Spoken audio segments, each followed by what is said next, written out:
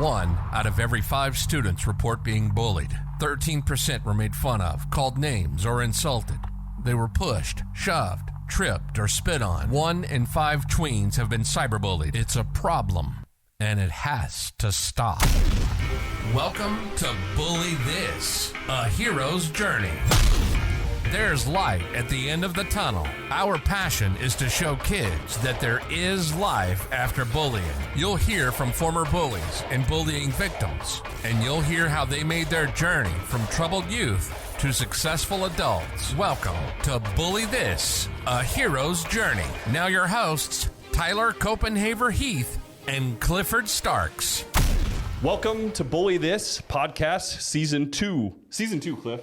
Yes. Season 2, episode 1, right? And so we left it last season and we said, hey, if this is helpful to people, let us know and we'll come back. And it was really cool, actually. So looking on our platform, just got a notice that we are in the top 50% of podcasts. So raise the roof. On top of that, Cliff and I won an award for best co-hosts last season. Pretty cool. And above, thank you. Above and beyond any of that is really heartwarming feedback from some amazing people. And so we really hope this is helpful. Please continue to send us messages and everything else. And thank you for wanting us to come back and do this. And we're glad to hear it's helpful. So we always start the episode, as you remember, although you're 0 for 5, I think, by the way. No, I got one right. No, because you looked at my book, I'm pretty sure. Doesn't matter. You can't take it from me. Okay. So, and you answered Michael Jordan like 5 times in a row. You're bound to get it. So, so today we have a new celebrity that dealt with bullying in their youth. And we like to bring this to our audience because then they, can understand that like some amazing people had that happen to them. So here's the clues for you. The cause of her bullying later became her success. So what she was into was actually causing her bullying. And later on, I'm going to give you this actually extra clue because you need it. At one of her concerts, she was signing T-shirts from her bullies whom forgot altogether that they had bullied her at the start. Taylor Swift. Did you look? Did I get it right? Yeah, you got it right. Woo! Without looking. Yeah. Mic drop. Yeah. So Taylor was into country music growing up, and actually this is what got her picked on. So, and then look at where she's gone now, like incredible heights in the country music scene. And I find that it's sometimes amazing that like the talent that you have when you're young or like this instinct or whatever you're into, actually causes like a lot of this adversity, right? And or that burden drives you to success in another way, right? And such as our next guest. So I'm super happy to have close personal friend Ryan Diaz here. Cliff and I have both known Ryan for an incredibly long time. It's going to take me a minute to get through all he's done, and this is just actually like I've cut this down. But Ryan has been doing so much around the MMA world for a long, long time before it was even like people were talking about it, right? So he was KOTC Bantamweight World Champion, AFC Bantamweight World Champion, Hook and Shoot North American Champion, 2 times PNW Champion, Fearless MMA Champion, Canadian Muay Thai Competition Champion, International Muay Thai Champion, ADCC Veteran of over 50 professional fights all over the world. Who's had the most fights? I don't know. There's some guys that have like 100 fights. Travis. Is it not Shannon the Cannon? Shannon the Cannon. There was another one. The Iron Man, they called him. The Travis. I know what you're talking Trevor about. Or Trevor. What is his name? Oh, no, we'll if be you here don't for know an hour. MMA, 50 is an incredible amount of fights. And not only that, our good friend Ryan did those all over the world. Lived and trained martial arts in Thailand. Ryan and actually I've been to the same place over there. He's a celebrity. Philippines, Arizona, and Las Vegas. And now he's moved on past fighting, and he's trainer to professional fighters in the UFC and other systems. He owns part of the MMA lab here in Arizona, which is an incredible gym with some really great guys, a lot of UFC guys there. He also owns Diaz Combat Sport. You have 2 locations up there now? Well, basically, they're just across the street from each other. Okay. It's just we ran out of room in one gym, and we're like, oh, we can't expand. If you guys know, like Vancouver has one of the most expensive real estate in the world. And it's not like here in Arizona where there's tons of land and, it's just make big things. Yeah. Like, so we just ran out of room. So we had to go get the building across the street to add more room for us. It's a good problem to have, right? So, and he's got the locations up in Canada, and you guys do an incredible job up there, always watching his posts. On a personal level, it's always nice when I have personal friends on here with these backgrounds. And I don't even know that they've dealt with bullying in their life either. That's what's interesting. We've known each other for a long time. Mention this show's going on, and you bring up a story. And I've had that happen with multiple friends that I would have never known, and so it's incredible to have a personal guest on here with a great story that I can vouch for on a personal level too, being an amazing human being, still doing a lot of good for the world. Because I do believe, we've talked about this on the episodes, I do believe going into a fitness routine or an MMA gym can be incredible for a lot of different things and develop a good community. And so I applaud Ryan for that. And on top of that, they do a lot of self-defense courses around women, protection and that sort of stuff. And I'm missing an incredible amount. I can't do the man enough justice, but we need to get on with the show. And so we're going to follow as usual. And for Ryan's sake, we're going to talk about the hero's journey as always. So we're going to walk you through the hero's journey. We're going to talk a little bit about what it was like growing up and, like what you can tell the kids to make them understand that you were the once there too. And by the way, if you can't tell from his credentials, you would never think in a million years that you dealt with bullying growing up. Right? No, you'd never think. No. I mean, could you tell us a little bit about some of the things that happened to you? First off, we didn't have a lot growing up. Yeah. Like my mom, I love my mom, and everything I always tell everyone, everything I have, the person I am is because of her. Yeah. She came from nothing. She came from a farm in the Philippines. Yeah. Like literally, she was one of those stories where she had to walk 5 miles to school every day and all that thing. And then she moved to Canada at the age of 19 or 20 and then just built her way up. That's awesome. So even us, when we were kids, like we didn't have our dad around. It's just me and my brother, my grandma, and my grandpa. Yeah. We lived in a basement suite of a house, and there was only a 2-bedroom house. So we had to share, the 5 of us, a small 2-bedroom like basement suite. Yeah. So we grew up with nothing. Yeah. And like when I was a kid, like maybe believe it or not, but I was this fat little chubby kid. You see them like back then and now, before, after things. Uh-huh. Oh, I could do one of those easy. Yeah. I had I was fat, really fat. I had the braces, and not only back in the day, I don't know if you guys remember, but back in the day, people had to wear the headgear. Oh yeah, you had to wear that. Yep, you know that thing. Yeah. So I had the headgear, the glasses, and I was a fat little chubby kid. Yeah. So man, of course, I was like a walking target. Sure. And then I wanted to be cool. Yeah. So what I did was I tried to hang out with the old kids. Yeah. The older kids, and try to be I don't know how it was, but maybe I was annoying or I don't know, but I just wanted to be. I wanted to be cool too. Yeah. And I guess being this fat little kid with braces and glasses and headgear, it wasn't cool, right? Yeah. Uh-huh. So I got picked on, and I got beat up a lot. Uh-huh. Yeah.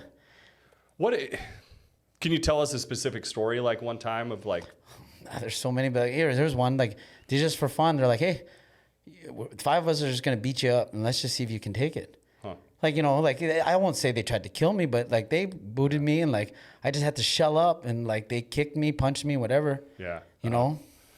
I mean, we only stay so long on that sort of stuff. I mostly just want the kids to understand that you've accomplished so much, around fighting and stuff like that. You wouldn't. I mean, the same guys, if they were in the ring with you now, it wouldn't even be a contest, right? I got a story about that later. I can tell you. But I know you don't want to touch on it, but you know what? That's how it got me into fighting. Yeah. So what happened was, I'll never forget. I always laugh about this story. I was 13 at the time, and we went to a high school dance at another school. And at the high school dance, we were the kids that were from another school. Yeah. So then, the kids that were from that school are like, yo, man, you guys shouldn't be here. And then, when you're in high school, and then, hey, why doesn't one of our guys fight one of your guys? And then because I was the one that got picked on, they're just like, hey, let him go. And they didn't care about I didn't think obviously they didn't choose me because I was the toughest guy. Sure. They're just like, yeah, okay, yeah, let him fight. A way of picking. Yeah, on you. so I was 13 and I was grade 8, I believe. And they put me up against this grade 12 kid. And I had never trained in my life yet. Yeah. And it felt like a movie because everyone was in the dance and then everyone just started getting out and that's when they started. Then everyone walked to the street. And we were all in the street and there was a big circle. I remember this and my friends tell me. And I'm like, oh, let's do this. And I'm 13 years old fighting. I didn't even know how old he was. I'm like, let's do this. Yeah. And I thought I did pretty good. And like I asked my friends the next day, I'm like, yo, how did I do? Yeah. And they said, yo, you just took him down and you just started pounding on him. And then we had to stop it. I'm like, oh. And I'm only a 13-year-old kid at the time. Yeah. You know, and then after that, I got into more street fights and stuff. And like they knew I could fight. So then these guys like, hey, go beat up that, or not beat him, because I wouldn't say beat him up, but like, hey, you know, go fight that guy. Like, and then they did that. Like, see, that was their form of bullying me. Yeah. Was to put me in the fights, and they didn't care. They didn't care if I got beat up or not. Sure. You know what I mean? Yeah. And then one day, it's not like they were breaking it up. It was going too far or anything. Like, well, luckily, it never got too far. Yeah. You know, I was a tough kid, but like, I know, looking back now, that if I was getting beat up, they would let me just get beat up. Yeah. You know, and then one day I was like, I'm pretty good at this thing.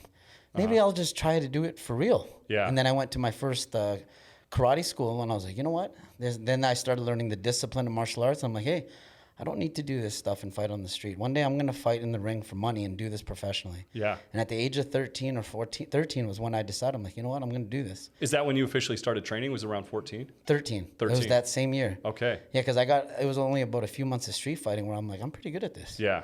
You know?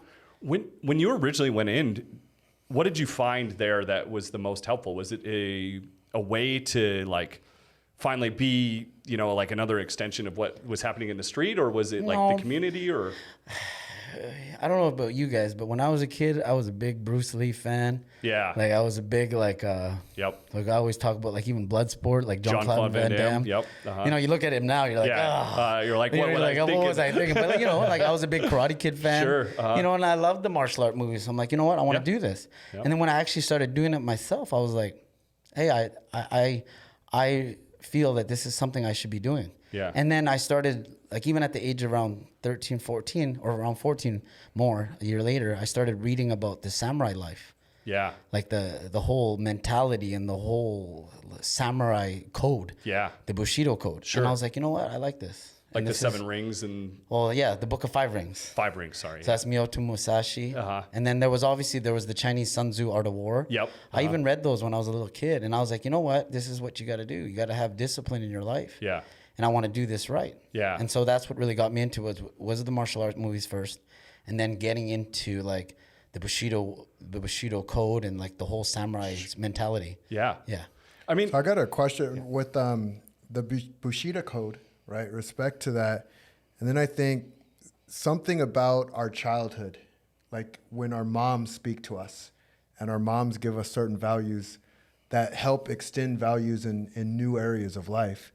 So did your mom give you any specific values that really helped you extend into what you're doing? Number one value my mom gave me is just, she didn't even give it to me. I just saw her do it. It's just work her ass off. Yeah. My mom worked so hard. Like she was a single parent. You know, there was a time even where she had to take a job in Seattle. We were living in Vancouver, and she would have to work the whole week in Seattle, then come home on the weekends to see us. And that was the only time she got to see us. Mm-hmm. You know, and then I can see all the hard work she did. And then like she even just started at the bottom of wherever she eventually she got a job at the university. And I saw her start from the bottom and go right to the top. That's awesome. And she became one of the managers at the university. That's awesome. Yeah. Was she really supportive when you wanted to get into the So this is the funny part, is that my mom is like every mom. Yeah. You don't want your kid to fight. Yeah. She never wanted me to fight. She never watched me fight. Yeah. She hated that I fought. Yeah. Yet she was the one that would drive me to the gym if she could. She would pick me up if she could. Yeah. She would, when I started fighting in the ring at the age of 16. She would drive me to the arena and then just pick me up after. Because she didn't want to watch it. Yeah. Did she watch any of your fights over the years? This is where the funniest thing is that I started fighting on TV. Like, TSN in Canada is the equivalent to ESPN in America. Sure. And they started putting MMA fights on TSN. Okay. And so I was fighting on TSN. And then there was even the times where I won. I was fine. And she wouldn't watch, but yet she would tell all her friends to watch, but she wouldn't watch. So she's never seen me fight before. Interesting. And I asked her one day, I go, what? She just goes, I can't see my son getting hurt, even just one punch to the face. Yeah. So you know what? Yeah. I wonder about that visceral response that she might have as a mom. Yeah. I could only imagine, of course, but respect and speaking about that hard work. There's a saying, be, do, have. And then I've actually talked to you about this, see, do, have. Like, we become what we see. Yeah. And you are actually an inspiration to me. You know, as I was coming up as a fighter, this was one of my coaches. And watching the amazing things you did, it made me want to do amazing things. Yeah. You know, and I'm a grown adult. Yeah. So we're really extending off of each other. Well, I'm curious too. It's like, so we both know Diaz personally, being a really nice guy, you know, like an extremely kind-hearted individual and everything. How much of that you think, because he's always that way. I've never seen him be different. He can be a little bit more testy sometimes when somebody gets on him a little bit, like anybody. But what I'm getting at is like, how much of him being that way in the gym, you know, like made you be such a nice guy in the gym too? It's like there's a time to be nice and a time not to be nice. What was but you know what I mean. Yeah, it was so interesting. Certain values attract values. Yeah. Right. And I only want to be around people who treat me right. Yeah. And I learned that young. You know, when my biological left, I was like, holy crap, people can just leave your life. Yeah. So I'm going to choose who I'm going to have in my life and who I'm not going to have in my life. Yeah. So when I came into the gym, I got to see personalities that were like my own, and we really fed off of each other and supported each other, you know? Well, and we couldn't have a better guest to like talk about this with, because Diaz, a lot of times, like, so what we've learned through this journey, like one of the things is like a community is absolutely everything, right? And so whether you realized it or not, probably getting into that community at 14 years old was imperative too, because you had these guys that were jerks to you, you know, and now you get in and you probably met some decent people within training, right? Well, that's the thing, is that they always tell you, if you got to surround yourself with the people that want to do something that you want. Yeah. You know, if you want to be a rich person, you got to surround yourself with some entrepreneurs. Yeah, you can't. You know what I mean? If you want Joey the Nose as your, best friend. If you want to become a basketball player, you got to surround yourself with other basketball players. Yeah. You know what I mean? And when it comes to fighting, actually, I just had this conversation with one of my friends. You think that fighting is an individual sport because it's just one person fighting. It's not. No way. You are only as good as the people, like, I won't even say behind you, but they're beside you. Yes. Because they need to be there. Like, for us as an MMA, you need the teammates to have training partners, sparring partners, drilling partners. Yeah. Then you need a coach to tell you what you're doing wrong. Yep. Then when you go in the cage, like, you need that other eye that doesn't see things that that sees things that you don't see. Yeah. You know, and then even the other thing we talked about was that there's going to be days where you're like, oh, I don't want to do this. Sure. Like, I'm tired, and and you need that person or those people to be like, no, let's go. Yeah. You know what I mean? Well, and that's... So I got a thought too, because you were a calm energy that I like being around. Yeah. And I expressed that. So I got to ask the question, like, where did that calm energy come from, or do you even know where it came from? Well, I got a lot of energy. The thing is when it comes... Yeah, you do. Like, it's funny because when it comes to fighting, it's like, I try to tell everyone this, like, you got to flip the switch. Yeah. Like, okay, hey, we're fighting now. We're going to do our job. Yeah. Like, hey, let's do our job. And that's the most important thing about fighting, because some people try to let the emotions get involved. Yeah. And I'll admit it. There's been fights too where I just didn't like the guy, and I realized that was the wrong thing to do. Yeah. Mm-hmm. You have to fight. When you fight, that's your job. Yeah. And then you have to do what you're supposed to do. And if you let emotions get involved or you start thinking of other things, you're not going to be able to do your job. You're explaining it so much better than I've ever been able to, because what I've really tried to get across to the audience, especially around the MMA sport, is like, it's amazingly nice people. Like, these are kind-hearted people. Like, you walk into the gym and it's like, I would miss a training and I don't even do it for a living. And I would have 15 text messages say, hey, Tyler, where are you? It's like, are you all right? How's the ankle? So what a lot of people don't understand, and this is actually something I learned from being at the lab. Yeah. Is that even when we were training together, being around the best fighters in the world. Yeah. This is one thing that you learn, is that the best fighters the best anything, the richest guy in the world, the toughest guy in the world, they don't have to tell you that they're tough. No. They don't have to act like they're tough. Yeah. The richest guy doesn't have to sit here and say, hey, Tyler, I own this, Yep. and that. You know, they're just rich. And Yep. same thing with fighters. They're just tough. They don't need to act tough all the time. You know, it's like we need to act tough when it's our job to Sure. act tough. Uh-huh. But outside of that, like, yo, man, you got to have fun doing this thing. Yeah. You know, and that's one thing that we do at our gym, and that's we get a lot of compliments about this, is that I know, like you keep talking about how walking in a gym is very intimidating. It is for We people. try to take that out as much as possible. Yeah. So one of the, like, even my big things, and we check on this every day, if it is your first day at our gym, we try to introduce you to as much as our staff as possible. Yeah. And like everyone always says, oh, thank you for coming in. Hello. And one of the other biggest things that I tell my staff is they have to greet every person that walks in and every person that leaves. Yeah. Whether it be just a simple hello, you know, have a great class, or how was your day, or have a great day today. You have a good class today. Like Yeah. that's the most important thing. Absolutely. And I was going to get to this. I knew we needed to get to this because you're the perfect person to talk about on this episode. But Cliff and I were on a podcast called Strong Tea a couple months ago or whatever. And amazing podcast, by the way, if you want to check it out. They deal with like issues that most people don't talk about. Right. And the girls asked me, and this almost made me break into tears. You know, it's like, Tyler, how do you help a kid who has no parental support, no support in general at home that is experiencing? Because we tell them the same things that we've learned through this show. You got to get them involved with the peer community. You got to give them one friend. You know, like they can't be siloed, because that's when things get really dangerous. And it's like, well, how do you help a kid that has messed up parents?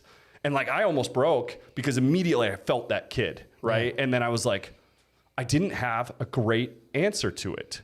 And so like, I really want to talk to you about this, because one thing I've been pondering is that initial scare into the gym, for one. Or when you're 13 years old, I applaud you for getting yourself kind of, I mean, you had your mom's support, but you've decided that's what you want to do. Yeah. That's hard for a kid for the most part at 13 years old. Like, you have to kind of ask them, are you into the violin? Would you like to try the violin? And then you go get them into the violin classes, right? For a kid to go 13 years old, I want to get into the violin, you know, it's not the easiest thing to do. And then if they don't have parents that are going to help them, they don't know how to walk in the door for a violin. So one thing I've been pondering lately, and I wanted your advice on this, and we've talked a little bit about this. What if we talked about this advisor program, and we had business owners like you, or people that were in the fitness industry? I mean, I've offered several times too. It's like, if you're out there and I'm around your area and you're scared to walk into an MMA gym, I'll go with you, you know, as a kid. Or if you're scared to walk into the lifting gym, because that can even be intimidating, like, I'll go with you, you know. Yeah. But what if we had a nation of people that own these gyms, and or anything else, violin, anything else, and say, hey, email me personally, you know, like you or one member, I know you're busy, but a member of your staff, would you accept an email? And we'll cut this if you decide you don't want to do that. But would you accept an email from a kid that says, I'm really interested in MMA. I don't have anybody to show me how to get involved. Would you say to that kid, hey, I'll walk you through the door? You tell me what time you're going to show up. I will walk you in the door. I'll make you. Well, yeah, you could do that. But the thing is, that's what we do already. Yeah. Like, as soon as somebody's new in the gym, we take care of them as much as possible. And it's funny, we have kind of like a checklist that we do. Number one, we have to ask certain questions. Like, you know, how'd you hear about school? What's your goal? Yeah. And that's even just from a business perspective, you need to know that. Yeah. Then after that, you know, it's very important to understand their goal. Like, let's just talk business for a second. Yeah. And when you ask somebody their goal, what's so important, I'm giving a secret out, is that you have to explain to them how you're going to help them achieve their goal. Sure. So that's an important thing. Yeah. And then the next things we always ask them, hey, do you have a bottle of water? And then, you know, we give them a free water. Yeah. Like, you know, those are the little things. And that's one thing about everything in life. Even fighting is about the little things.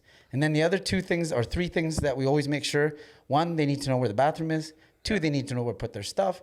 And three, they need to know where their class and and meet their instructor.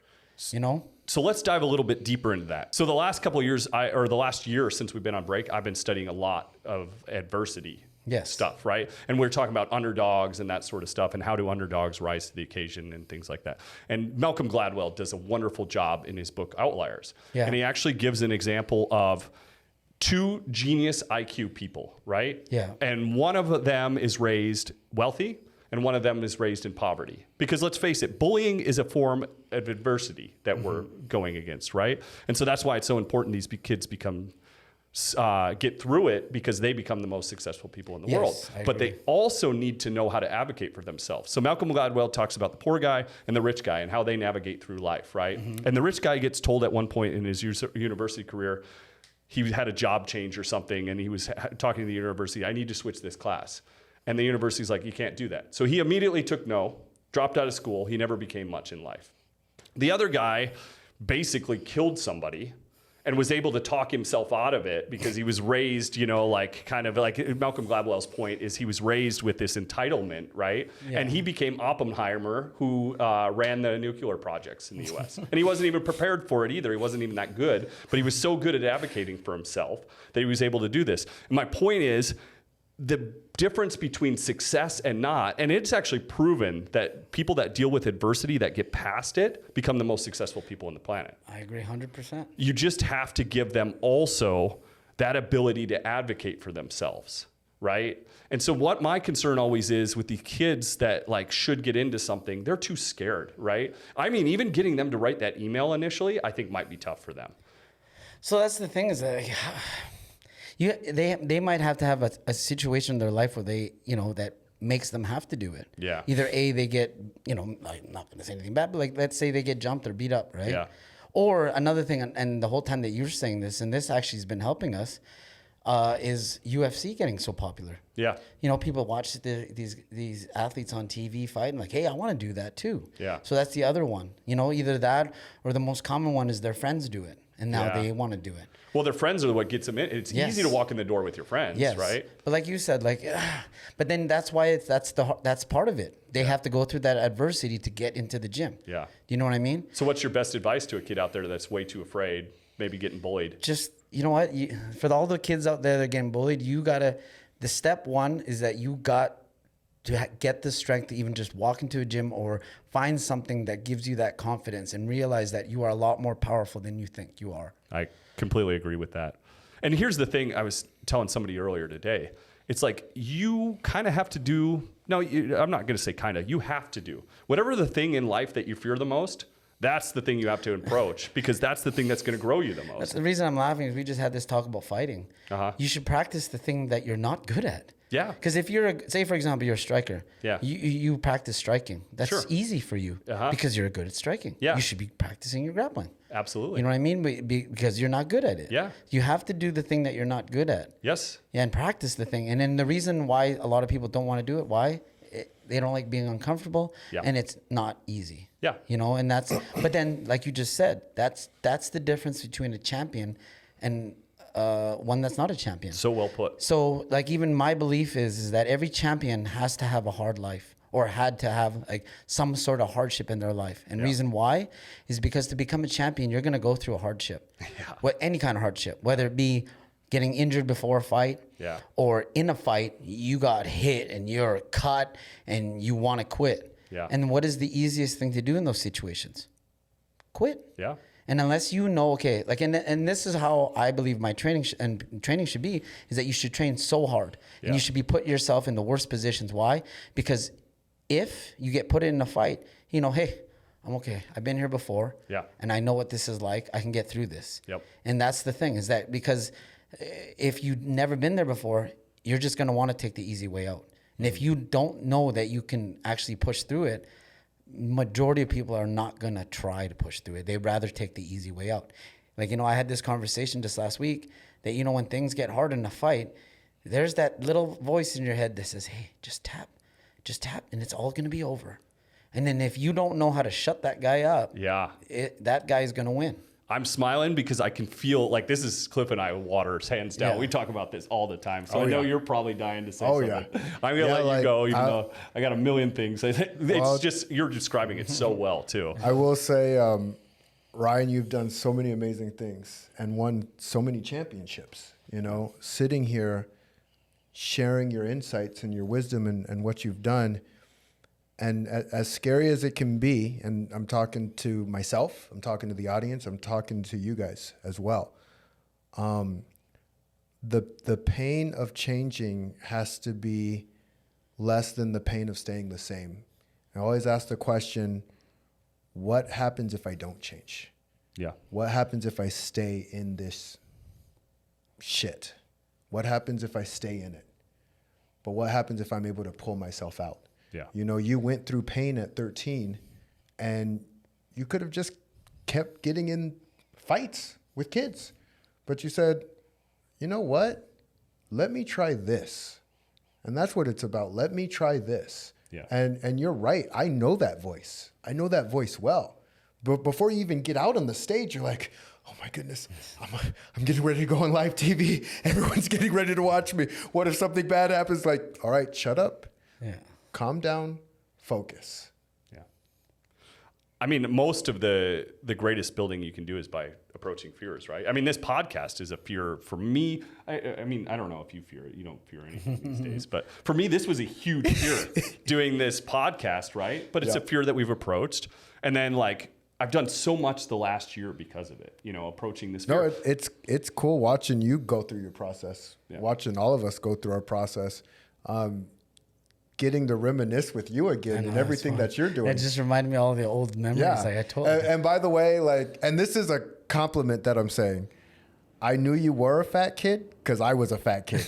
And we both had pho together. And the way he described the pho and how to use it and how to make it, I'm like, I see you.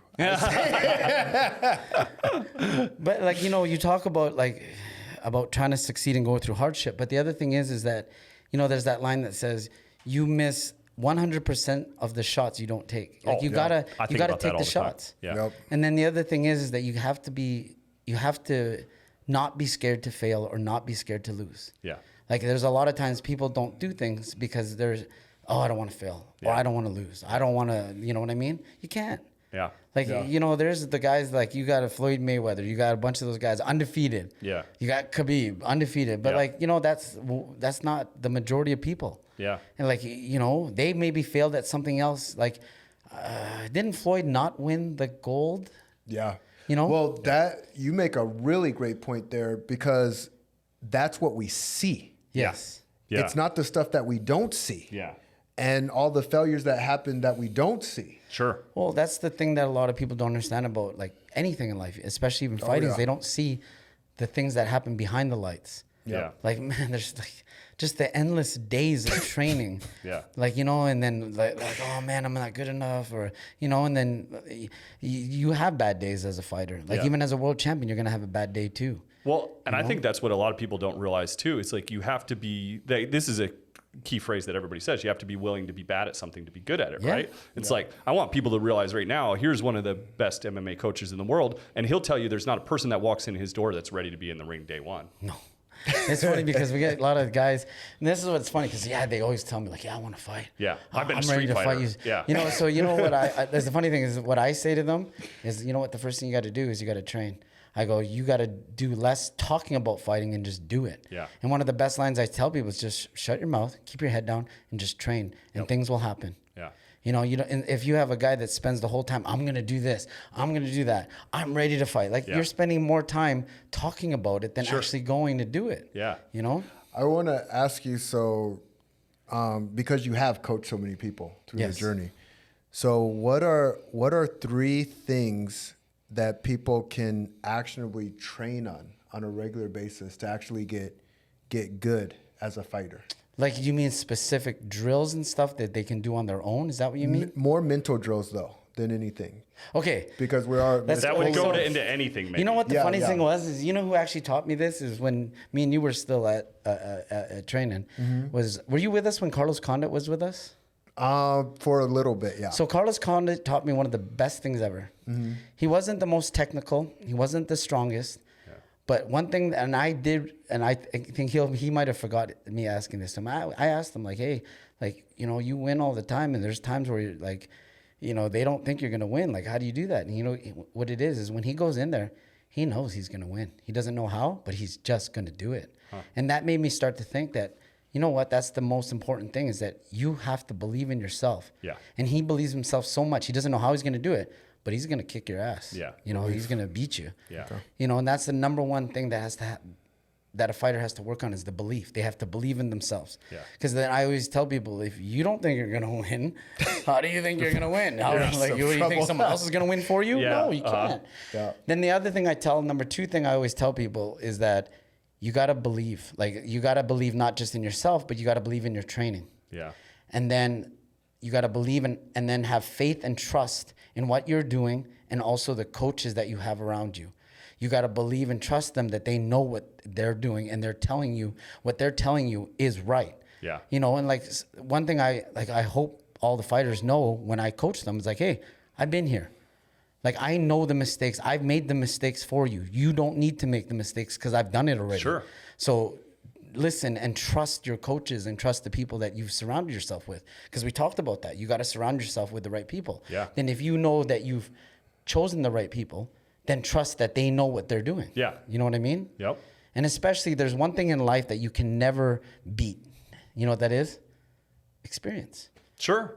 Like, there's nothing you can't beat experience. If someone's more experienced than you, you can't beat them. Yeah. Like, you can't beat them on the experience, I mean. No, like, you know, absolutely. maybe in a fight, yeah, but like, just not like, you don't know more than them because they've been doing it for so long. Experience is Yes. time. And that's what people don't realize. That's it. Yes, time exactly. Yeah. So believe in yourself. Believe in the in environment yourself, you're believe in, in the your people training, that you have, and have faith and trust in your coaches. and You know, time. that's when it Okay. comes to thing. If you ask me 3 physical things, that's easy. Yeah. 1, shadow box. 2, hit a bag. 3, go watch some videos. Why watch videos? Is because if you go watch the best fighters in the world and you do exactly what they're doing right now, you know that it works. Why? Because they're the champions. Yeah. Yeah. Uh-huh. So if you do it exactly like they're doing it, that means, hey, you know what? I'm doing something right now. What actually throws back to everything you just said too. Yeah. Because the same thing they're practicing, over and over and over again, time in, that their coach is telling them, everything you just said goes to that moment they're in the ring. Yes. Because they're not even really actively thinking anymore. They're listening to their coach, and then boom. Well, that's what all fighting is about, is repetition. It comes to a point where you don't think about doing things. You've done it so many times Yep. that it's just an automatic thing now. Yeah. And that works with everything in Yes. life. We might be talking in the context of fighting because that's your, but you could talk to a kid in any level and use these same principles and it would work. The reason I'm smiling laughing is fighting can go into any aspect of life. Totally. Like, Yeah. just the mentality of fighting goes into anything. A business, Yeah. a sport, another Yeah. sport. It's all the same mentality. And not only that, but like for me personally, being business owner and training, like I don't know how I would ever own a business without the gym and these guys, honestly, because you need an outlet, Yeah. Oh. And the other thing I always try to hit this hard is like, you go in there and you have incredible people. They were my network. They were the people that, like my cheers, I would say. Like, you go in, it's like, it's so nice to have a bunch of people excited to see you, right? Yeah. That is not hitting the bag yet. I didn't even get a chance to hit the bag and get some stressed out. That is just people excited to see you, the Like, community, really, right? If you think about life in general, even, like, who wants to die alone? No one. No. Yeah. Life is about relationships and what you've done for people, and what, you know what I mean? I mean, you look at the happiest countries, and this is proven. There's all kinds of data around this. You look at the happiest populations on the planet. One of the biggest thing around them for health and longevity and happiness and everything else is how close is their family unit, how close is their community units. Yeah. People are social creatures, and that's why it's so important that a kid out there right now is scared by himself with no friends, and let's say they have no parents to get them involved. I would say you shoot an email to one of these guys like Ryan, and say, hey, I want to get in your gym. How do you do the that? crazy thing is that you bring that up. We have on our website, we have a chat. Yeah. And we've actually had some kids going there, hey, I'm a 13-year-old kid, I want to do this. Yeah. And we chat with these 13-year-old kids, and it's crazy. Yeah. Like 10 years ago, you'd never think of something like that because the internet wasn't as much as it is now. Yeah. But now these kids have so much, like, their access to us is a lot easier. You say email, Yeah. look what they can do on they can go to my website right now, hit the chat button, and someone will chat with them. And we've had it numerous times where people have told us, hey, I'm a 13-year-old kid. I want to do this. And then Yeah. we talk them through it. That's actually huge because that's a really low barrier to entry, shooting a chat it's out. easy. Yeah. That's even easier than an email. Well, and then they get a chance to meet you guys and realize it's not big, scary people there that, like they're going to get hurt their first day or anything And then like especially that. if you're on our website, you can see all the pictures and everything we do. And it's a pretty website. Yeah. You know what I mean? Yeah, no, it looks good. So You guys do a really good job too. It's like, I can't say enough good things about the gym that we've trained at really, but it's like, and there's some beautiful people there and, like really nice people, but you guys do a really good job of showing that you're willing to be welcome too. And so that back to business. It's Yeah. all about branding, right? Yeah. Like even the littlest thing, like to me, everything's about little things, and especially in business. Like say even the name of our gym. Yeah. If you want to use the whole name, Diaz Combat Sports. Yeah. Like, it's a sport. We put the word sports in there. Yeah. It's a combat, but it's a sports. Yeah. And then what we did, like, now we're starting to use that full name. Yeah. But at the beginning, and even till now, we're actually more known as the acronym DCS. Yeah. And look how non-threatening that is. Sure. You know what I mean?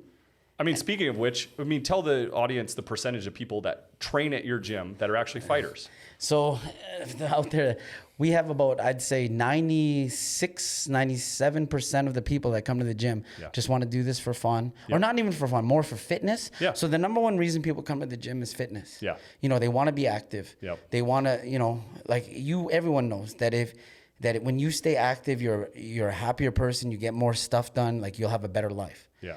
The number two reason is self-defense and confidence. Mm-hmm.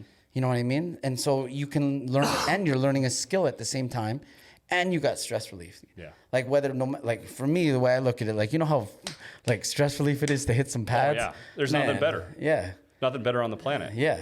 How often do you guys get a kid in there, or even a young adult or whatever, that's saying, I've been bullied when I was young? You just say that, it's like, man, we get a few. Yeah. It's sad. You know, there and any then way there's times where I have, like, parents ask me to talk to kids about them getting bullied in school. Yeah. And, like, the one thing that I tell them is, because the kids know how, like, you know, I've had some kids that have been training me for years and know how to defend themselves, but they don't know how to deal with a bully. No. So I tell them this is the most simple thing. Some parents might disagree, but the thing is that what is martial arts for? Self-defense only. Yeah. If someone's hurting you, like, you got to defend yourself. Yeah.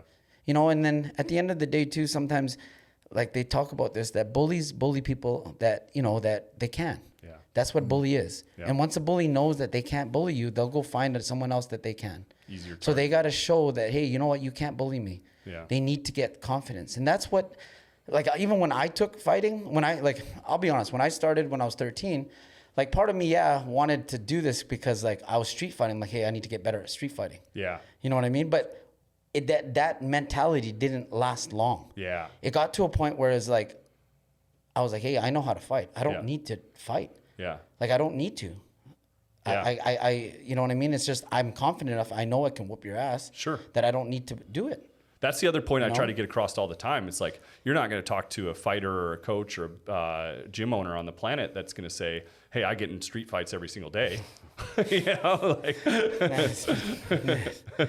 okay, that's what I was when I was a kid. And, like, you know, when you're a kid, you don't know what you're doing. No, I'm not talking about that, but I'm talking about as an adult. But as an adult, no. Yeah. You know? I mean, you know, and that's what I like people to understand too. It's like, it's not like Cliff's out solving his problem right now when the guy honks at him on the street by punching him in the face. And it's not like Diaz is like the guy cut him in the grocery line and he automatically throws an elbow at him. So you think about it, that just shows immaturity. Well, because off of what you said, Ryan, self-defense. Yeah. That's the name of the game. Being able to defend yourself, because people, bullies especially, they don't want to mess with someone who can defend themselves. Yeah. Yeah.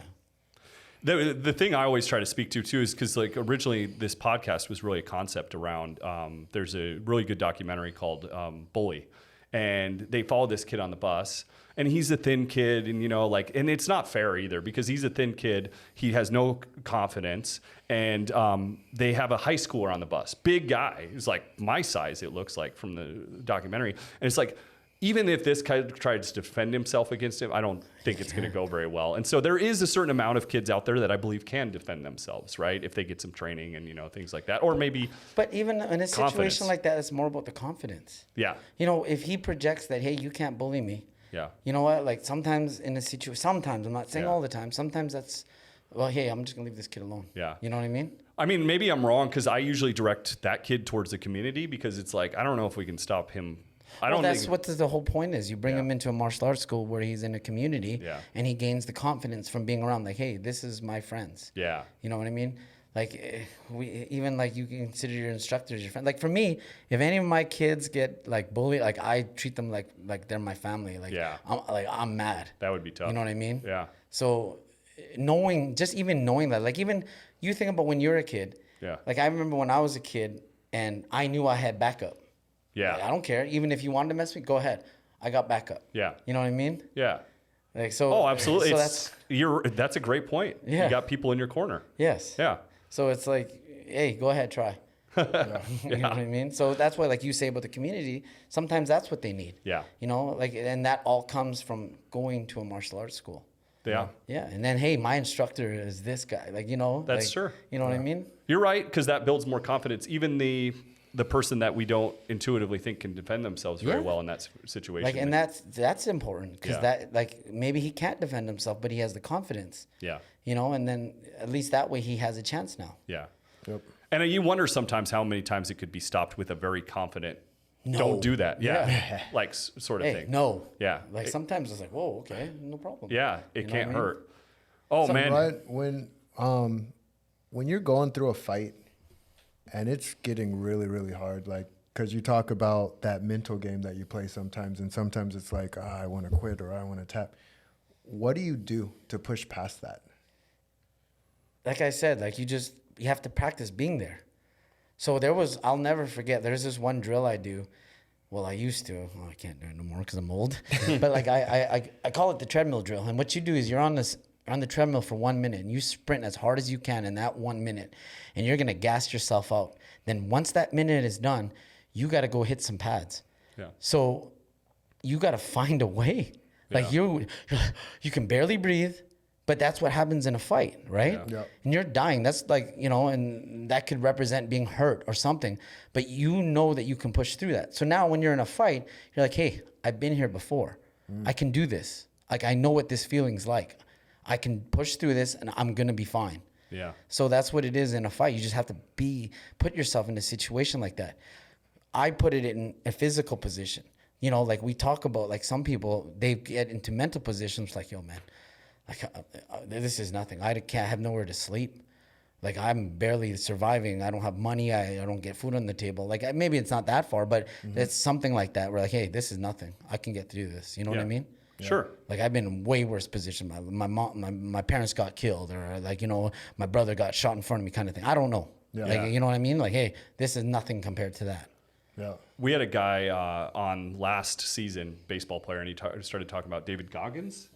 And Yes. I looked into David Goggins afterwards, and like, I think one thing that he does, and I've actually done this for years. My dad told me when I was a kid, he's like, I was scared on a roller coaster, really young kid, and he's like, tell it to go faster, you know? And so it's like, I thought about that as an adult, and you know, I do that all the time, especially like if I'm working out or dealing with something tough, because then it's my idea. Right? Yeah. It is my idea. That little voice in my head is I'm telling him, you know, I'm telling it more. I want it to hurt more, you know? And I noticed that's what David Goggins does Well, too. it's funny. That's when I was fighting, I had that voice. Yeah. But then, like, it was funny when I started getting to the end of my career. It was actually one of my coaches told me, "Hey, Ryan, that's where you know your time is done, is when that voice changes now." Like, so what I used to always tell people was like, when I got tired, I got mad. Oh, yeah. Like I'd get mad that I'm tired and I wanted to push through it more. Yeah. Then at the end of the career, I started getting tired. I'm like, okay, I'll take a break for a second. Then I was like, okay, that's what he meant. Well, it was actually one of the most dangerous things to me too, which is why my back's broken. You know, it's because we used to talk about mental toughness all the time. You know, I'd go into the gym not feeling well or like kind of broken and be like, push through. mental toughness, you know, like, oh, you don't feel like doing it today? Well, so now see, there's that little thin line now. Like, especially now that people are smarter and the technology gone better and the research has gone better. Like when we were younger, we had to push through everything. Yeah. No matter what. Oh, what? You got a broken arm? No. Yeah. You got to keep training. Sure. No, that's not good enough. And then you think as a fighter, you're like, no, you're right. I got to push through this. Yeah. So no one stopped us. Yeah. But now it's like, you got to find that right point, because now is it helping or is it not? Because, Totally. Because if you're injured and you're pushing through it, you're going to be worse off. Well, you know? see, and man, that's why it's so, right nowadays, like this is probably a whole nother topic on another episode, but the whole mental thing, because, you know, they talk about people's mental wellness. Yeah. You know, and especially like, even like, I'm not saying anything, but like, you know, the tennis player, the American women female tennis player, where she quit because she was having mental. I remember. Yes, and then there's two sides to it. Yeah. Where like, yes, we have to take Gymnast mental though, awareness. right? No, it was the tennis player. Okay. The tennis player. I think the gymnast was another one too. Okay. But you see now it's starting to be like, you know, like, okay, well, it's becoming a more common thing where it's okay to, you know, I won't say quit, but like, oh, they need a break because they're having their mental health. Yeah. But then there's the other side where it says, hey, that's why you are a champion, because you are able to push through that hardship. Well, because everybody has that voice, Yes. right? We And all have that voice. So that's why I was saying is like that's a whole nother episode altogether, because like, you know, there's the two sides. I'm not saying which side I choose that I believe, but I'm just saying that like, you know, what is right in that situation. Sure. Well, and we've kind of given both angles of like why working through something can be good and why it can be bad. I mean, usually when you're younger, I think you're probably better off defeating that voice to some extent, you know, because when you get older, you know, you're good at defeating that voice beyond where you probably should. Yeah, it's hard because again, there's two ways to look at it, right? Because what if you don't push through, then when the next time it's hard again, what, you're going to quit? That's exactly what I So mean. that's one way to look at it. But at the same time now, A or B, you take a break and then figure out what the problems is and try to figure out, okay, let me fix this. So next time I'm there, I know what I can do. Like, I don't know what's right. So that's the thing is I don't know. Yeah. You know what I mean? You know, I always look at the coaching client relationship too. Yeah. You know, if you found yourself, your 13-year-old self coming to walk to you, well, now you have all that experience that you've gone through to teach to this 13-year-old kid and help him through his process. Well, yes, that's the very important thing. Is like we talked about that before. Is you have to make sure you choose the right people around you. Number one, and then once you've chosen those people, you have to give them you have to trust them and believe in them that they know what they're doing. Yeah. For me, like I never had good coaches when I was younger. Yeah. Yep. Like I never did, and I basically what I try to do is I become the coach that I never had. Yeah. You know, and I'm not I'm pretty I'm old school, so I'm a little bit of that tough love kind of thing. Yeah. So sometimes some people don't like that. Yeah. But I don't like. That's just how I am. Yeah. Yeah. The people who need you are going to like it. I loved it personally. Well, the funny thing is that I put up this tough exterior, but I love to help. Like I'm the nicest, fairest person, and I'm the most caring and person you can ever think of. Like I'll do things. I'm not the type of person that, you know how sometimes people do things and they want the whole world to know. They put it on Instagram. Oh, look what I did. I donated this, or I'm helping this guy. I don't do that. Like I'm the type of guy that will help somebody, and I don't want anyone to know. Yeah. I'm the guy that will donate money in an anonymous name because I don't want anyone to know that I'm trying to do this for publicity or anything. You know what I mean? Like even like we talk about like what we do for our community, we hold anti-bullying seminars. We hold free women's self-defense courses. Yeah. And I remember this just happened on the last one. The news got wind of it and they wanted to do a story. And I'm like, I don't want you guys in here because number one, I don't want people to think I'm doing this free seminar to get publicity. And number two, there's women in here that are coming here and they might have gone through something in their life and they don't want to be seen here. You know, so I don't need the publicity for that. The first one, I would give you a counter argument to. The second one, I absolutely agree with you. You know, but I would say that if you're doing something amazing for the world, then and it builds a system that you can do more amazing things for the world, then I think you got. No, you're right because like we just talked about your friend there in Cambodia. Yeah. Like he needs to get publicity. Someone like him, you know. Yeah. But then the thing is that it's other people that should be doing it for him. I agree. Like for me, I'm just not that guy that does, you know, that's what I meant by that is that I'm not the one, hey, look at Tyler, look what I do. Yeah. You know, and look what I do. I'm doing this. Well, like, you know. You guys are really close friends of mine, right? And you guys didn't know that I went to the children's home. No. For 5 years and volunteered. And I went to the animal shelter and volunteered. Nobody knew that. I had a girlfriend that thought I was cheating on her, right? Because I'm getting what you're saying. But here's the counter argument to that. And like one thing that I've been mentally working on over the years, it's like what the importance is. It's like, so is it better that Tyler went and he was humble and did some work at the children's home and helped out the little bit that he could? Or is it better that Tyler talked to Cliff about it and then Cliff all of a sudden wanted to go with me one day? Yeah, no, but see, that's different. Yeah. Like if you're telling your friends, of course. But like what I mean, I'm You more mean on the publicity. like social media and all that stuff. This is such a good chat, and this is why I think it's so important because I've been thinking about this so much. We have Keanu Reeves out there. He does amazing stuff. He does it very low key, right? It's like, but the thing is, if Keanu Reeves right now decides he wants to cure, what? Give me something. Cure hunger. lymphomia.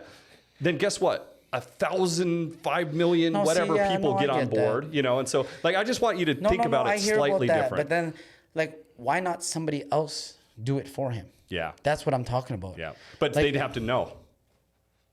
For them, yeah, no, I get it. Because But here's it's just, the major dilemma. No, I get it. Here's the major dilemma. I trust me. Even being on this podcast is tough for me. I know why we do it, but the same reason. The same guy that used to sneak off to the children's home is still in there, right? You got to be. And I always wanted to be I know that what you're humble saying, guy. and then that actually helps the home more if you bring the attention to it. And I what's get that. important at the end of this world? So I went over and visited Scott, who I mentioned on the last episode. Believe it or not, life. Like I've been watching Scott for years. Personal hero.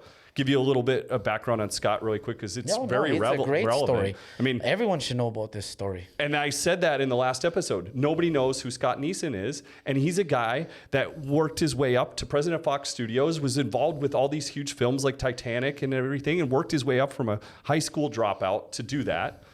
Sold his mansion, sold his cars, everything, and he's over right now. I met the man. He is a wonderful human being. I'm getting goosebumps talking about him because he's this much better of a human being than I could ever even hope for, you know? And I told him the same thing. I asked him, Scott, is evil ever humble?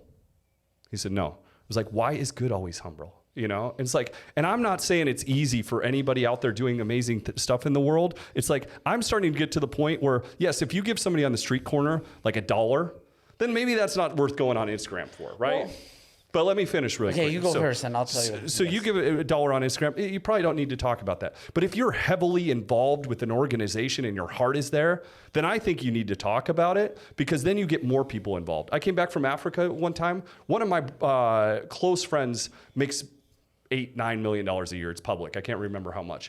And he said, Tyler, why don't you ever tell me you're doing this stuff? I would love to help with it. And Tyler can make a good impact, but so can his friend who makes $8 million a year looking for something to donate to and his entire circle, right? And so that's my point. I just want you to think about that a little bit. So there's 2 points to that now that I can say. Number one, that comes to the point of the greater good. Yeah. Like now you're trying to not tell people because you don't want people to think that you're doing this for publicity. Yeah. But if you do, now you can actually help them more. Yeah. So what's the greater good of those two?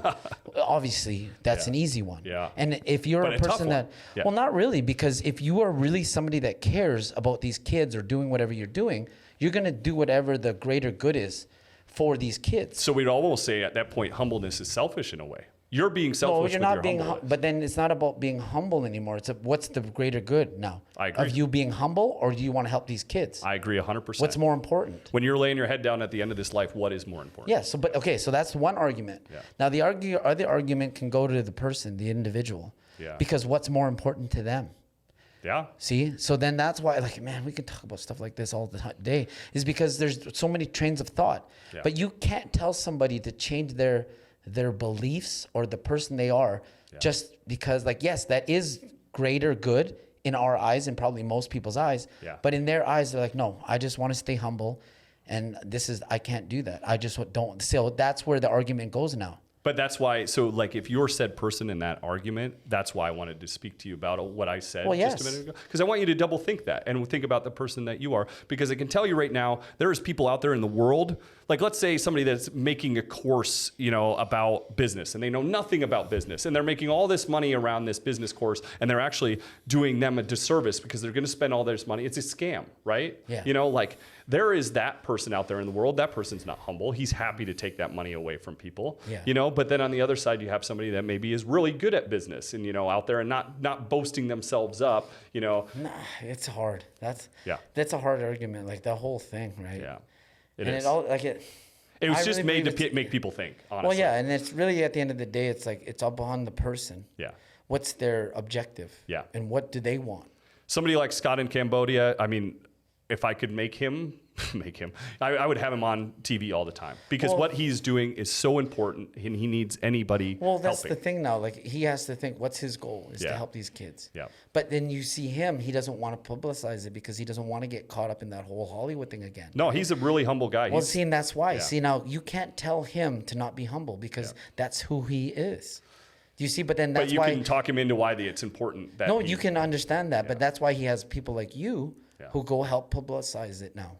Do you know what I mean? Yeah. And he's not stopping you from it. I mean, you're giving me the perfect opportunity to plug our new docu-series, which we just filmed for, you know. you're welcome. But that's actually exactly No, like what we people do. is like the reason I know I'm here to talk about me, this and that, but you know what? A guy like that needs publicity. Oh, yeah. I mean, Like, that's he's exactly doing- what we do. He's doing like We're basically vouching for him. That person is helping, like, and he sacrificed everything. Yeah, he's changing the world, You know? and that's what the premise of that docuseries is showing people that there is real heroes in the world worth looking up to, and then also vouching for people because they are humble people, right? So, well, like that story you told me how he got into it all, just makes me really think about life again. Oh, absolutely. You want to tell everyone? I mean, we'll leave that for the actual show, but then please tune into the docuseries because that story of how, what's his name again, sir? Scott Neeson. Scott Neeson got into helping these children in Cambodia is insane. Yeah. And it'll make you really think about life. Well, and what's crazy to me, and I know we talked about this a little bit before the show,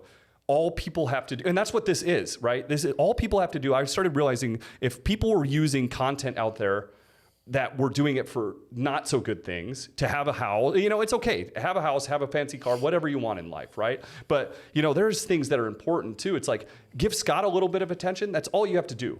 Our monetization in this planet, that's the biggest one, is time and attention these days. You don't even have to give money anymore. You just watch YouTube for a minute, and then guess what? If they have millions a hit on their YouTube channel, now that money goes to Scott and his charity, right? And just take a little bit more time. I guess, not to pick on the Kardashians, take a little less time on the Kardashians, watch Scott, the world changes. It's true, but the world doesn't work that way sometimes. I know. People want entertainment and they want, things that are juicy and scandalous, All we can do is try. No, I agree with you. The one thing, though, that I will 1,000,000%. say that shows up consistently, the principles that you're talking about. Who are you hanging around? Yeah. You got a perspective shift because you hung around someone who gave you a perspective shift. Sure. And then you're looking to share the perspective shift, and you have your own perspective shift giving abilities. And I kind of look at this world and say, like, be curious in life. Why? Yeah. Why is Diaz thinking the way he's thinking? Why is Tyler thinking the way he's thinking? Why does Cliff think the way he thinks? Why do these kids think the way that they think? And part of what stopped me from even dealing with bullies was my curiosity. Yeah. Hey, why are you picking on me? Yeah. Which is an Then it excellent makes them question. actually think, like, why am I picking on him? Yeah. It's such a good question. I want to give Diaz a chance to talk about, by the way, such insightful stuff. I think it is really going to help people today. I want to give you a chance to talk about what you're up to these days. Like, oh, man, like I don't get a day off. Yeah, I know. Like I've been thinking about it ever since like we expanded the gym. Like we got a great story. Yeah. Like what's really hurtful though is that people look at me like I'm corporate now. Yeah. They think because I have these $1 million facilities and that I'm like, we're being so successful that I'm like, whatever they call it, the man type thing, Yeah. and I'm not. Yeah. I'm still that kid that got bullied. Yeah. I'm still like, we started my gym in my garage. Yeah. Like, I don't forget that. Yeah. I'm not this super rich guy. I'm just this guy who works super hard. Yep. Like, even when it comes to the gym, people always like think, oh yeah, look at this guy. He owns these 2 gyms all this. Yo, man, like, that I live in my place in Vancouver is just this little condo. And I try to explain this to people that I had an opportunity to buy a house. Yeah. And what I did was I bought everyone a house. Yeah. And that's the new facilities, opposed to buying myself a house. Yeah. And sometimes people forget that, like, I don't know what they think. I don't try to drive nice cars or anything like that. I'm not like that. Yeah. But, for some reason, people forget that I'm a human being. Yeah. And that, hey, I got feelings too, and then this and that. But back to, like, what I'm up to is that, like, we're trying to keep everything going. That's number one. Yeah. My whole goal was to have one of the nicest and best gyms in the entire world. Yeah. And then the thing is while doing that, you're like, I never taught how to do this stuff. Yeah. Like, and so basically I'm learning every day. Sure. And then, like, it's funny because my best friend's best friends with Dana White, and he told him a line that he has to do every day. And you know what that is you have to put out fires every day. Oh, yeah. Sometimes they're small fires, sometimes they're bigger fires.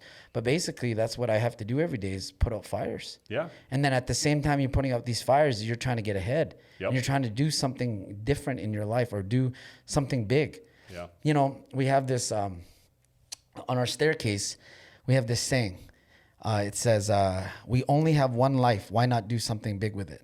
And it's funny 100%. because reason I put that on there was because when we were looking to get these new facility, the first one, not the second one, the first one, it was expensive. Yeah. It was millions of dollars, and I went through it in my head. I'm like, there's no way that this is gonna happen. Yeah. Like this, I can't make this happen. Yep. So I went into a meeting, and then this was the guy that was putting the whole deal together, and I went there gonna say no. I was gonna say no, this can't. I don't know how this is gonna work. And then he said something to me. He said that line. He goes, Ryan, you know that we only have one life. Why not do something big with it?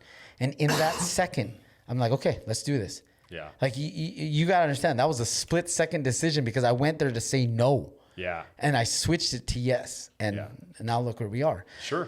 So we're looking to do that. And then another thing that now that we've been in business longer, there's a lot of people that, that want to compete and want to fight. So it feels like I'm at fights every weekend. Yeah. And then obviously I'm one of the owners here at the lab, and we have tons of fighters here, and I'm trying to help them as much as I possibly can too. So we're at fights all the time, and then we're looking to expand the lab too. Yeah. And it's just like you just got to ride. Like the way I look at it is you got to just ride the wave. That's all you can do. Yeah. Make decisions in the moment. You Yeah, know? and then sometimes that's just like, shoot, now what I got to do? I got to make a decision right now. Like, and it's fun. Yeah. And keep it to that's all business talk, but keep it to your eventual like lifelong strategy, right? Well, yeah. Or business long strategy. Yeah. But there's one thing, like you got to have fun while you're doing it too, Sure. right?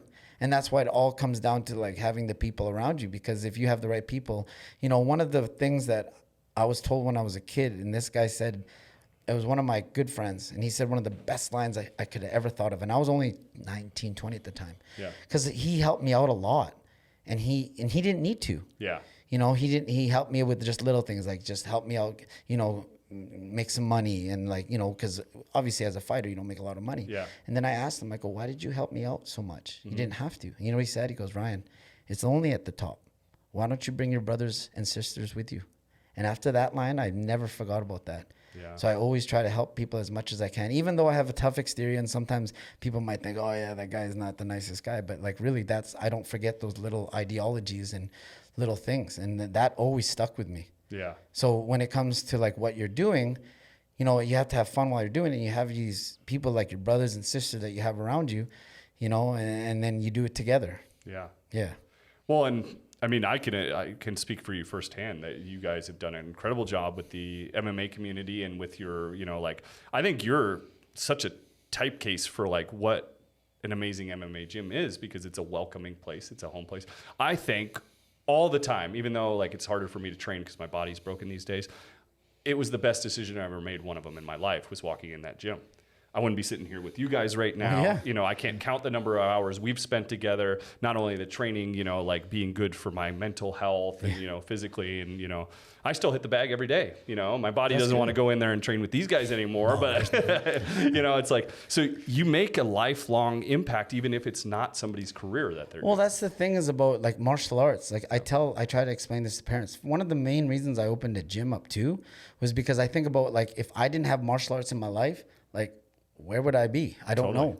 So the thing was, I took it to the farthest level. I went fighting and became professional. Yeah. But the thing is that what kids can do with this is that they can just take the discipline, like the ethics of hard work and teamwork, and take that into whatever they go into life. Yeah. That's why the martial arts is important, and especially nowadays. Yeah. Like, our parents said this to us when we were young, because they're, oh yeah, you should see what we've been through, and it's you guys changing so much. But I don't know how to say this, but with the social media and how fast technology went, it's changed way faster. Yeah. Like, we talk about so many things. Like, kids are on their iPads more than ever, and they're disconnecting. Yeah. Like, even I know I catch myself at dinners with people, and we're all on our phones. Gosh, that's such a good point. So when they're in their gym, it's not exactly like they can be on their iPad. No, and that's why they go back to being, they're back to normal interactions. But, that's what I say now. But now in the future, maybe a normal interaction is everyone going on their VR thing and going to a class. Like, I don't know. But like, there's not one thing I learned about COVID. Yeah. When we were at COVID and everyone was shut down, and gyms were getting shut down and people couldn't go to certain places and couldn't do certain things. The one thing that people miss the most was just social interaction. Oh, definitely. Oh, like there was a time where we were like, people would like, so there was a time at our place where we were only allowed to do private lessons. Yeah. So we couldn't do classes. We were doing private lessons. People would just show up at the door and talk to us for an hour because they just didn't talk to anyone for so long. Yeah. Oh yeah, like, People are just happy to be out of the house. Just to be out of the house and just be around other people. That's what it was. I would say people shouldn't forget that, because then like we don't have to take for granted that we're able to go to the gym today, able to see friends today. The thing is that's human. It's human. Yeah. They take, like, if you're doing the same thing every day, you take it for granted because it's just there all the time. Totally. And it's hard not to take things for granted. I couldn't agree more. Yep. Oh, so good. I'm glad you made time. We've been trying to set this up for a while, Yeah. even last season. You know, like, I think that you said some things that are incredibly helpful, you know, for the kids out there and the community watching. And I mean, check Diaz's gyms out. They have the lab here, and then they have Diaz Context DCS in Vancouver to check out. And then you can see Diaz. I see him on TV all the time. Just watch a UFC fight and you'll catch him in the corner. Thank you, as always, my brother. Definitely check Diaz out. Marinate in this wisdom. Hear the stories again. If you're watching to the end, thank you for taking the time. Like, share, comment. Let us know what you're feeling. And he had some major takeaways that I do want to share again. He talks about belief systems in yourself, belief systems of the people you surround yourself with, and being ready to just take the necessary actions, get the experience. And then he also talked about if you're looking to fight or looking to get good where you can defend yourself, shadow boxing, hitting that boxing bag, and watching YouTube videos. Do those 3 things. And remember, there's greatness in you. It's always going to be in you. And you have a champion inside of you. So, thank you, brother. He's talking about YouTube. You guys are lucky that you have YouTube. We had VHS tapes. And we had to go buy them from somebody. Back in the day.